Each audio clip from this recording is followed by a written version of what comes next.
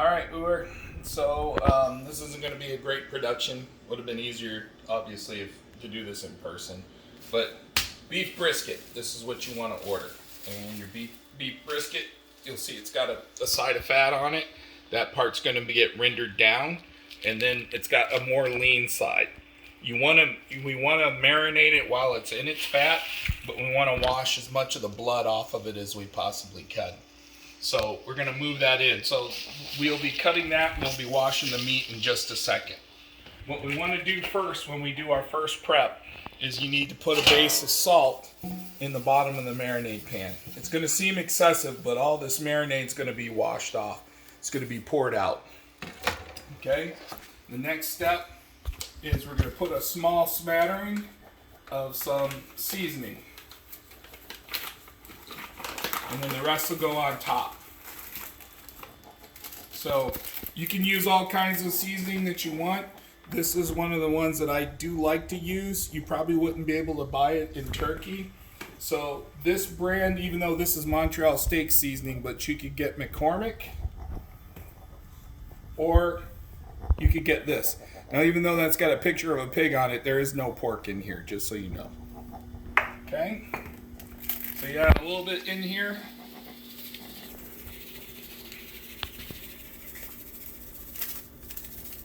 Okay.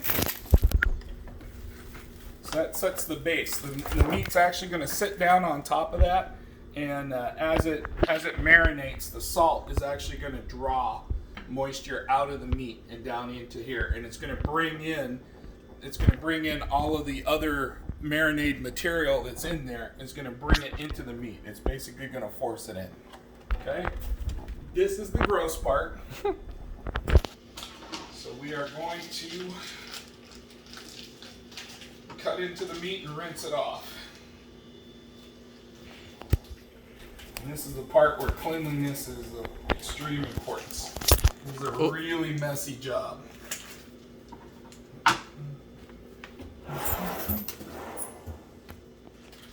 Can you pause and record? Or Yeah. Okay, so if you take a look at the meat, I've washed most of the blood out of it, and I had to cut it because of the size of the pot. So we are now going to put it into the marinating pot, and I'm going to marinate in this one with the other piece.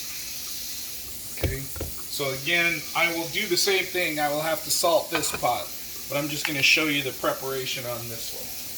So what's important now is transition from, now that it's in there, we don't want to cross-contaminate raw with cooked or raw with sterile. So we want to make sure we clean everything up.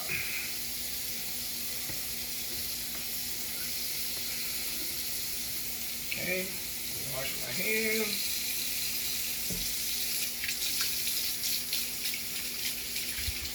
Better wash them good so they don't think you Yeah, right? are skimping.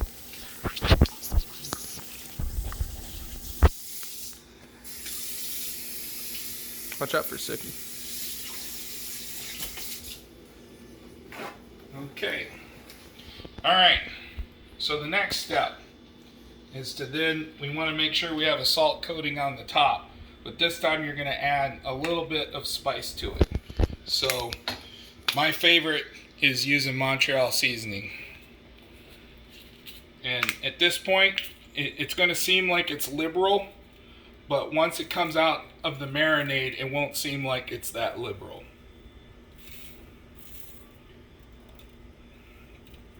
So remember, all this rendering gets washed off. The whole point is to draw moisture out and replace it with other.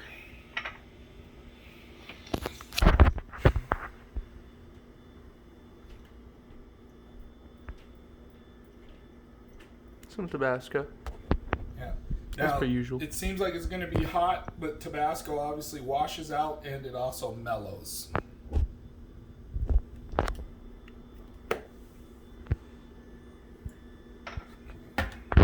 Now you have two things you can do. Is you can do honey or you can do pure cane sugar.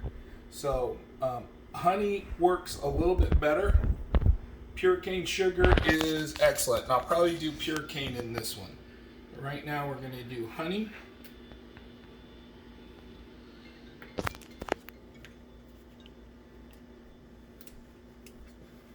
Okay.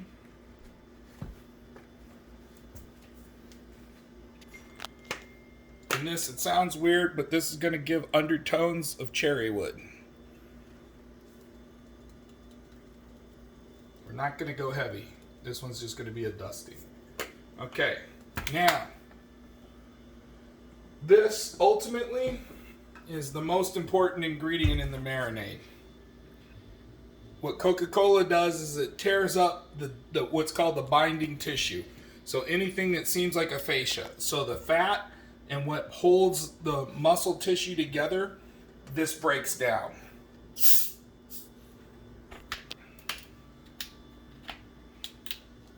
And you got to be careful. You want to pour it off to the side. You don't want to pour it directly on.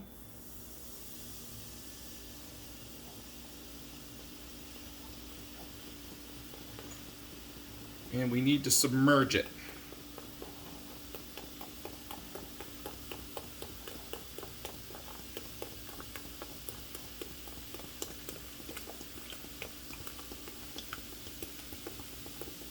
Or get it as close to submerged as we can.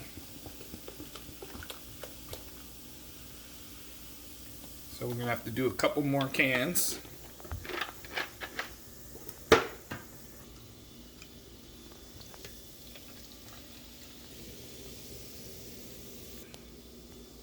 Okay. So again, it's important that the fat layer is on top, not underneath. You need the fat layer on top as you marinate.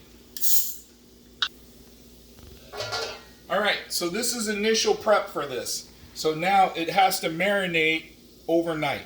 So the salt in there and all the marination in there is what's going to keep the meat protected, and also so that it doesn't make anybody ill, it doesn't spoil. So then tomorrow I'll be taking it out early in the morning, and I'll be setting up the next phase where we then put it into the oven and cook it.